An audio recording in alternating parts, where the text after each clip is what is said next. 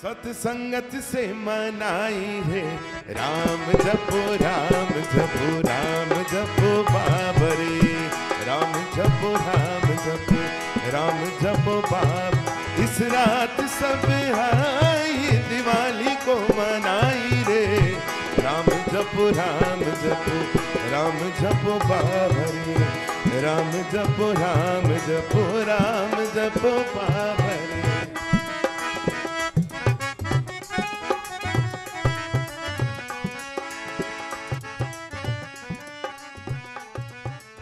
Hey everybody, welcome back to my channel. In today's video, I have something really special prepared for you guys. This past weekend, my family and I celebrated the Hindu festival of Diwali, or the Festival of Lights. On this day, it is believed that you welcome Mother Lakshmi, or the goddess of wealth and light, into your home so this way she can purify and bless your family. Now, Diwali is a holiday where it's not only religious, it's very much cultural. In Guyana, no matter what religion you come from or whatever cultural background you come from, everyone celebrates Diwali. Muslims, Hindus, Christians alike, they all get together and celebrate and partake in the delicious vegetarian foods and sweets that are prepared. So in today's video, alongside my aunts and my grandmother, I'm going to share all of these delicious dishes that we prepared today. So I hope you enjoy. So the night before Diwali, I went ahead and I got a head start on making the vermicelli cake or vermicelli cake that we would serve on Diwali day. So in a little pot, I have some spices, some cinnamon and cloves boiling in some water, just so this way I can flavor and steep the water. And in my pot here, I have some butter that I've melted. I'm adding in my vermicelli or vermicelli noodles. And these were actually the already roasted version I got in my Callaloo box. I'll leave their website down below so this way you guys can check them out. And as you guys can see, that water's come up to a boil, so I just turned it off. And as you're going to see, that water also changes color, so that's how you know that the spices have permeated it really, really well. And back in my pan, I've been parching the noodles for just about 5 minutes because they're already nice and brown. I'm adding in the water onto that, and I'm going to allow it to boil until that water dries up for the most part, and until the noodles are about halfway cooked. Once your noodles are about halfway cooked, it is time to go in with all of your milk. So I'm going in with a mixture of whole milk as well as evaporated milk. You can go ahead and use whole and evaporated like I'm doing, or you can use one or the other. Now, if you guys are wondering, I'm not going to go super in-depth with every single recipe that we're showing in this video, just because I have every single recipe already on my channel. So I'll have all of the links in the description box down below so you can check those out. But all of my milk is being added in, and all I'm going to do is keep on boiling this mixture until the noodles are basically done and the mixture thickens up a lot. Once the mixture is very thick, as you guys see here, you're going to go in with your condensed milk, and I love to use condensed milk whenever making any type of vermicelli because it adds a creaminess and you don't have to add any sugar because it's already sweetened. So I'm going to mix that in, cook it for a couple of more minutes, and allow it to continue to thicken. Once it is thickened up really, really well, you're going to go in with some soaked raisins and some chopped maraschino cherries. Now the raisins, you have to soak them whenever you put them into any type of sweet, just because you don't want them to burst while they are cooking. Whenever raisins tend to hit the heat, they tend to burst, and that can be sort of dangerous depending on the dish you're making, and you really don't want mushy raisins in your vermicelli cake. So I'm just going to mix this up. I'm going to pour it out into a dish, and once you spread that vermicelli cake mixture into your pan, you're going to allow it to sit on your countertop and let it come up to room temperature.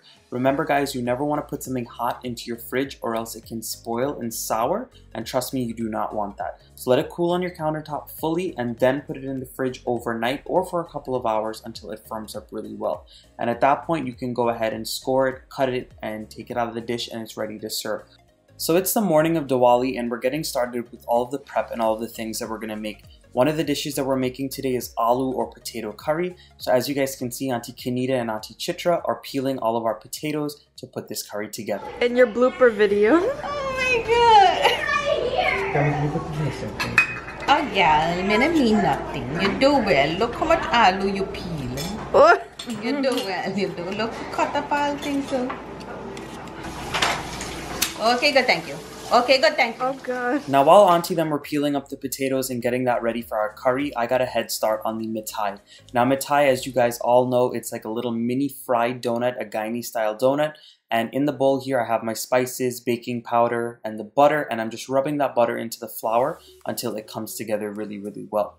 Now, mithai is very simple, to be honest. A lot of people think it's very hard to make, but All it requires you to do is mix your dough really well, and then you cut it up, you fry it, and you toss it in the sugar syrup. So I got all of my butter mixed in really well, and I had already added in my coconut, and at this point I am gradually mixing in some milk. I really like using evaporated milk when making my mithai because it makes for a very rich mithai, but you could use water, you could use whole milk, evaporated milk, or even a combination of some coconut milk and whatever other milks that you'd like. Victor has an issue with staying in the line. Leave that like that. Just cut that big one in half, that's it. Okay. Cut them all in half. What do you want me to do? Do what you want to do. You're done, I'm ready.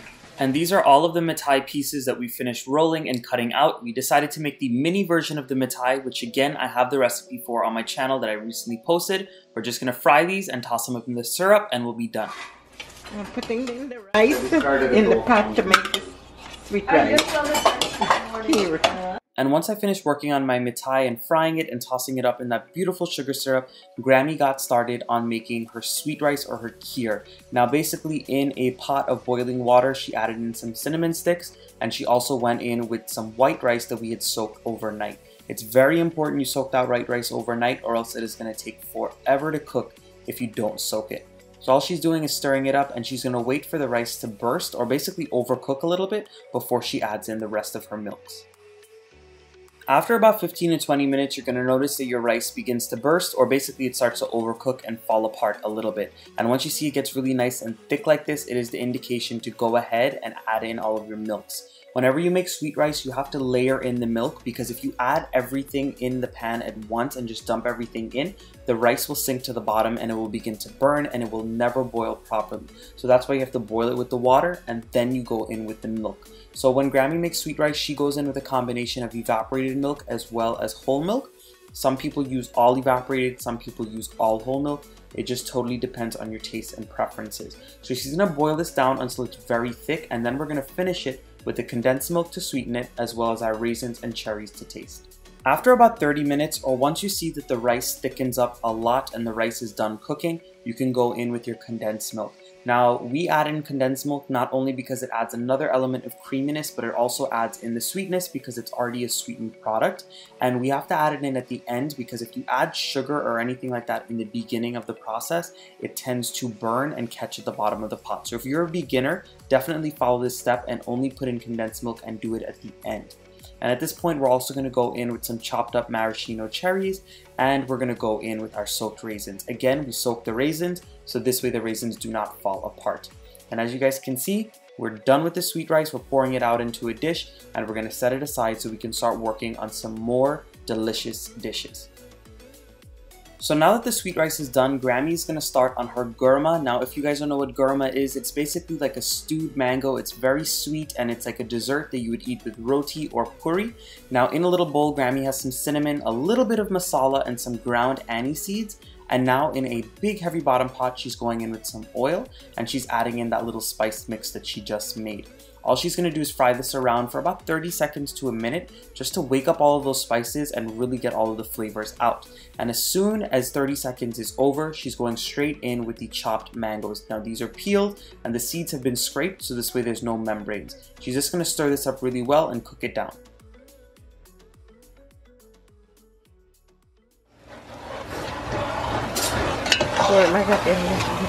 Sugar. Well, my mom already said please save her some. Oh yeah, she's on her own. She's not here. Oh, you're the one that's in my freezer. Oh yeah, do that, do that. Don't do that. Do that. Since when did you have that? 5 years now. No. From last year? My gender this past summer.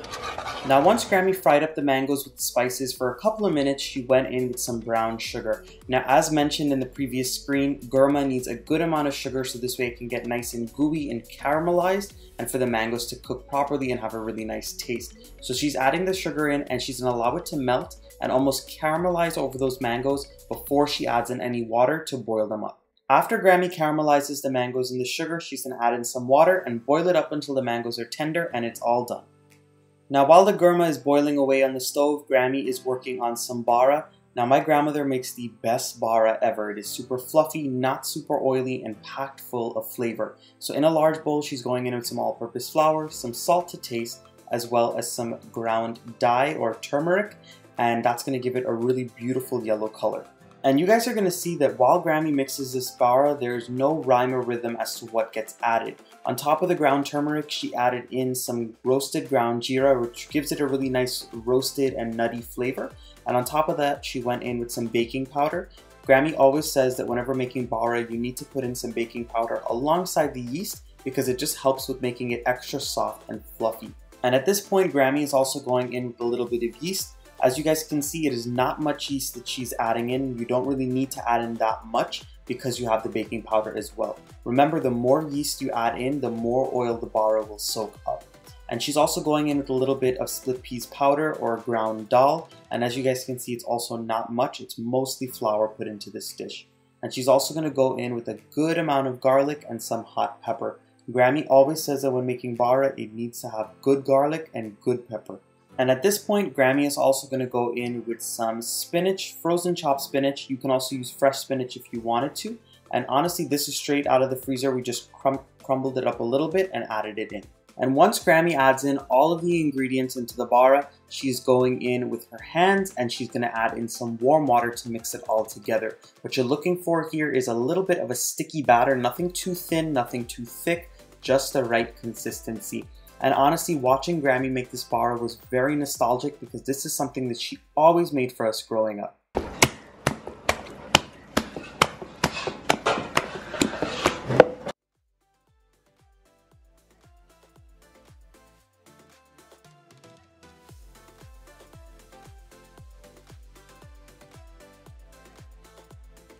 And this right here is the most important step to beat the bara and whip it really well with your hands so this way it can end up nice and fluffy and soft in the end.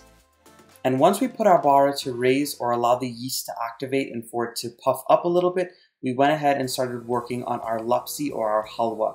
Now, lapsi is basically a sweet custard type of thing. It's like a pudding that you would serve with puri, which is like a fried flatbread. You guys will see us making that later in the video. And it's usually an offering to the different goddesses in Hinduism. So we're making some of that today because on Diwali, it is one of the dishes that you would offer to Mother Lakshmi. So in a big heavy bottom pot, we went in with some all-purpose flour and we're just parching it or dry roasting it in the pan until it becomes cooked and it takes on a little bit of a golden brown color. Very, very slightly. You don't want it to be too white and you don't want it to be too brown. And once the flour is done parching and it is cooked really well, we're going to put it into a bowl to allow it to cool down. Now you have to leave it in the bowl and let it cool down before you add in your sugar and your milk, because if you were to add milk into this mixture at this point, the milk would clump up right away and it would be a very, very lumpy lapsi. At this point, Auntie Chitra is pouring in some whole milk into the all-purpose flour and she's going to mix it in really, really well. At this point, you're looking for a very liquidy mixture just to mix in with the flour, because when you put it back onto the stove, it will thicken up a lot.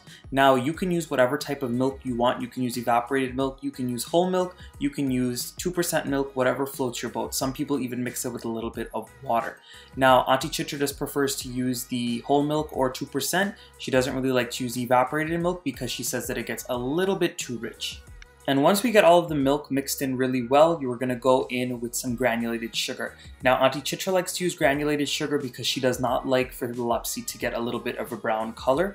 I like to use the Demerara sugar sometimes, and my grandmother says whatever sugar you have on hand will work. And once you mix the sugar in, before you put this mixture back into the pot to cook, you need to put it through a little tea strainer, so this way you can get rid of any lumps, because the last thing you want is little lumps running throughout your lapsi. And once you mix the sugar in really well and you strain the entire mixture through a tea strainer, you're going to heat up a little bit of ghee in your pot and you're going to pour the mixture in and you're going to keep on stirring it around until you get a very nice thick and smooth texture. And we'll show you guys what that looks like. And this is the way that Grammy makes her lapsi, which is a little different from Auntie Chitra. As soon as she adds in that milk mixture into the pan, she goes in straight with her soaked raisins. Now, Auntie Chitra likes to put them in after she stirs in the mixture and allows it to thicken, just because she finds that the raisins get in the way, and I think the same thing. However, Grammy does it this way and that's her preference. So whichever way you want to do it, feel free to do it that way. All we're going to do is keep on stirring this mixture on a medium to medium-low heat until it comes together. And as you guys can see, we just went in with a little cinnamon stick just to give it some added flavor, but it is totally optional. And after about 15 minutes of stirring really well and getting the lapsi to a nice thick and smooth texture, we are pouring it out onto a little pot and we're going to cover it because the lapsi is done and it is ready to serve. At this point, we're going to move on to the next dish for this Diwali feast.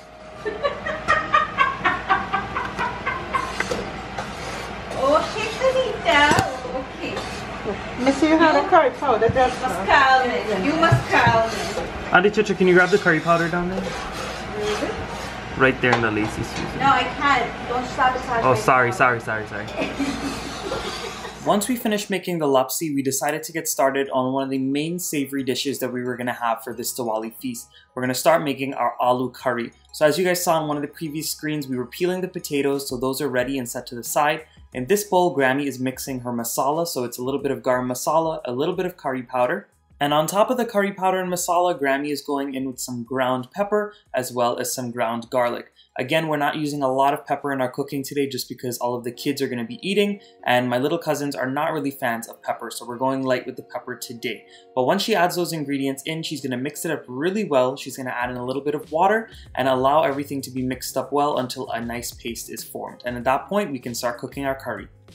So as you guys can see, Grammy got started on the aloo curry or potato curry. She fried up or sauteed some onions and some scallions in some hot oil. And once those sauteed for just about 2 minutes and got a little softened up, she went in with the curry paste that we made a little earlier. All she's going to do now is saute this curry paste really well until all of the oil is released back from the mixture and until this mixture dries up a bit and starts to catch at the bottom of the pot. And once Grammy stirs around this spice mixture really well with the oil and the onions and the scallions, she is also going to go in with a good amount of salt. Now, you might think that this is a lot of salt, but we did make 2 5-pound bags of potatoes, so it is a lot of potato curry. Once the spice mixture gets all dried up and the oil begins to release back from the mixture, Grammy is going in with all of the potatoes. Now, whenever we make aloo curry in big amounts like this, we like to cut the potatoes just a little bit bigger than you would if you were making a small pot of aloo curry. The reason being is because once this is done cooking, being that the pot is so big and there's so much contents in it, the potatoes will continue to cook. So if you make them too small, they might melt away by the time they cook and you're ready to serve. And what happens if they melt away, then the curry ends up being way too thick because the starchiness of the potatoes tends to soak up all of the gravy. And after about 5 minutes of bunjing with the spices really well or frying up with the spices, we are going to cover the potatoes with some water. You need a good amount of water for this dish because you want a good amount of gravy and you want those potatoes to cook until they are perfectly soft. While our potato curry was bubbling away, we decided to get started on the dal puri that we were making. We decided not to make any rice this Diwali. We were just going to make some mini dal puris to eat alongside our aloo curry, the pumpkin, as well as some bhaji we're going to make in a few minutes. So all I have here is my regular dal puri dough and filling, the same one that I have on my channel. So again, it'll be linked in the description box below. We made the balls very tiny, so this way we can have small dal puris almost the size of a puri. And all we're doing here is spreading out the piece of dough, putting in a little bit of oil in the middle, and then filling it with our dal filling.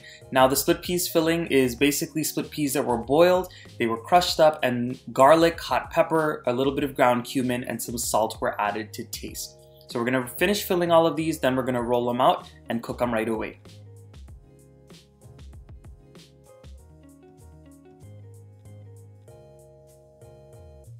So our first dal puri went onto the hot tawa or our little griddle. So all we did was we put it on. Once it started to bubble up just a little bit, we flipped it, and Auntie Kanita is oiling the first side.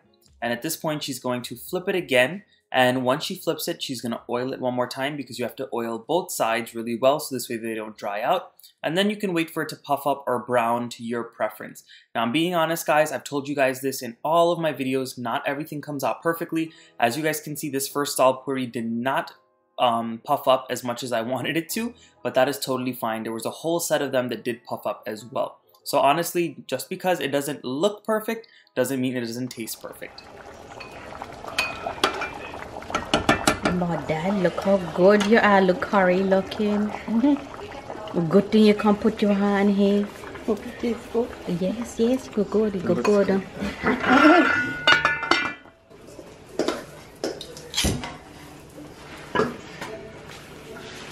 Matt, look how nice and round your roti has come out.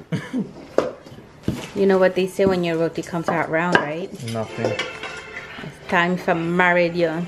And you guys already know this because I've said it so many times before, whenever you're making things like this, like dal puri, it always helps to have 2 people in the kitchen, so this way one person can roll it out and one person can cook on the stove. This way the process goes by even quicker. So this is one of the last dal puris that we're just finishing up here. We made about 55 of these little mini dal puris, and the reason being was because we made enough for us at home and we made enough to share out with some family members as well. Remember, Diwali is all about giving and sharing the amazing dishes that you cook up, so we decided to share some of the things that we made today with family.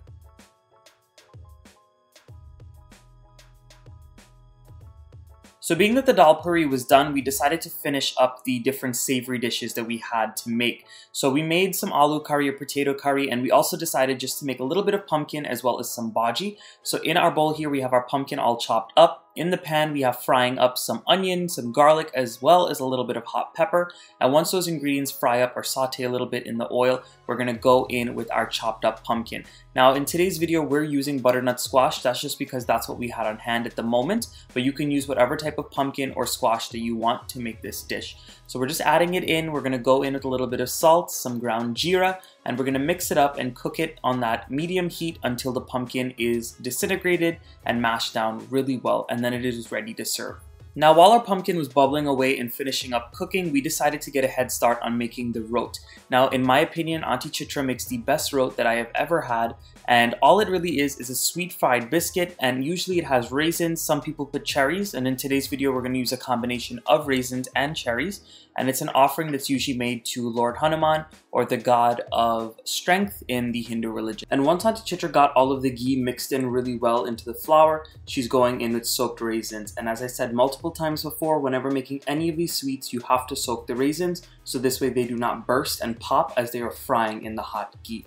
I also wanted to mention she went in with sugar, and now she's going to go in with some milk to bring it all together. And this is what the dough looks like after Auntie Chitra added in the milk, added in some sugar, and we also went in with some chopped maraschino cherries. And as you guys can see, it looks really beautiful. It's speckled throughout with the raisins and cherries, and Auntie Chitra is just getting them made into logs, so this way we can break them off. And being that we made some Diwali boxes of sweets to give to some of our close family members, we went ahead and we made these rots in individual sizes. So we made them very small, almost the size of little cookies. So if you wanted to, you can make them as small as this, or you can make them the traditional size in more of a bigger shape, but it is totally up to you. I recommend that next time if you guys are having a prayers or making anything for prayers, that you make the rot this size and just give everybody one little rot, because everybody loves rot whenever they go to a prayer service. And while Auntie Chitra and Auntie Kanita were getting all of the rot formed up and getting ready to fry, we were starting on the pot for the bhaji. So in a large pot, we went in with some oil, and we're adding in all of the classic aromatics. We're going in with some sliced onions, chopped scallions, a little bit of hot pepper, and some garlic. We're gonna fry those up, then we're gonna put in our bhaji or our spinach, and then go in with some coconut milk and just simmer it down really well. Sadly, as you know, things got a little bit confusing, and I did not get to record the rest of the bhaji being made, but I just wanted to show you guys the aromatics frying up a little bit. Kanita, you're doing a lovely job. But you look so lovely in your Lakshmi shirt. Pink florals. Thank you, Dee. You're doing well. You guys see anybody fry bar with one hand? You see, because you're a professional bar fryer. Let me try it? Yeah, sure. Okay, thanks.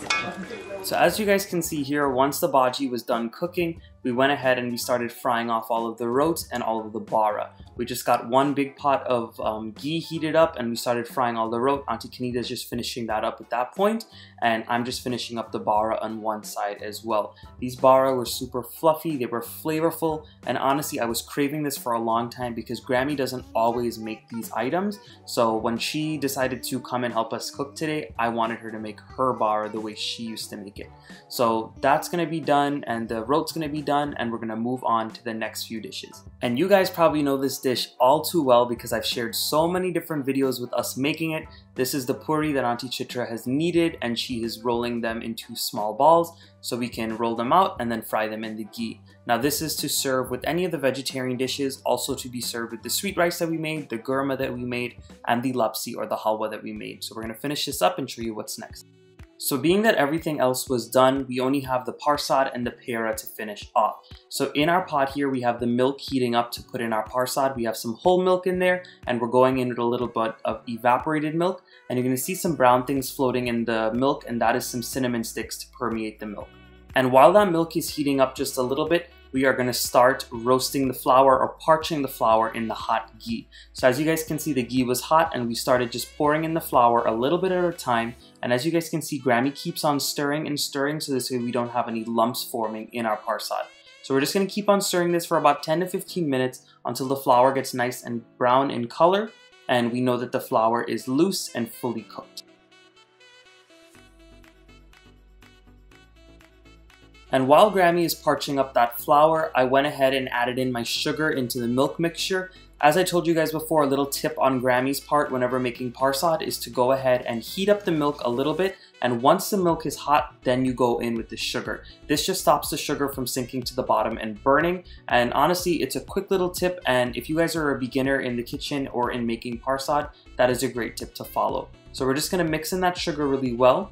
And as you guys can see, this is what the Persaud mixture looks like after about 15 minutes of parching. The flour got really nice and brown and toasty, and it smells very nutty. So at this point, we're gonna go in with our soaked golden raisins. We love using golden raisins in Persaud, but you can use whatever type of raisins you want.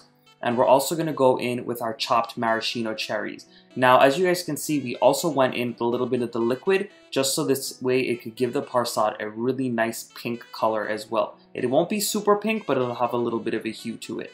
And Auntie Chitra just went in with the elaichi, and now I'm going in with all of the milk that we had diluted the sugar into. Whenever you're making Persaud, you need this mixture on a high heat, so this way it soaks up that milk. If you leave it on a medium or a low heat, it will never soak up the milk and it'll become like a porridge and it won't come together. So you just want to be careful because it's going to splatter up a lot. Keep on stirring really well, work out any of those lumps, and you will have the fluffiest Persaud in the end. It's good. Nice and fluffy.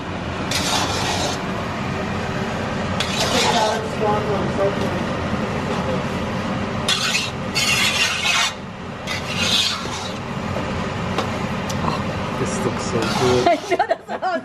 So good.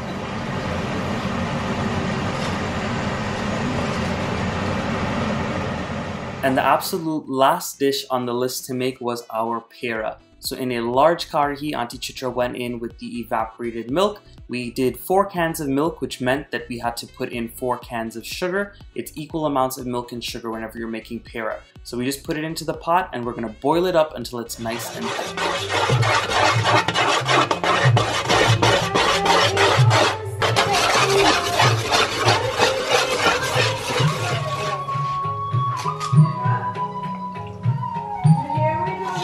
And at this point, Auntie Chitra is just scooping out all of the pera once it was done boiling. And after it cools down for just about a few seconds, we're gonna go in with some clean hands and start to roll them up into balls. And here we are coming down to the final countdown here. This was the last of the dishes that we needed to prepare. The pera is all done. We're just finishing rolling them up and they're just gonna harden up and dry up a little bit more, and then we'll be ready to serve. But other than that, I really hope you guys enjoyed this video, and I just want to thank you for making it to the end of this video if you did, and I hope you were drooling alongside me as we were preparing all of these amazing dishes.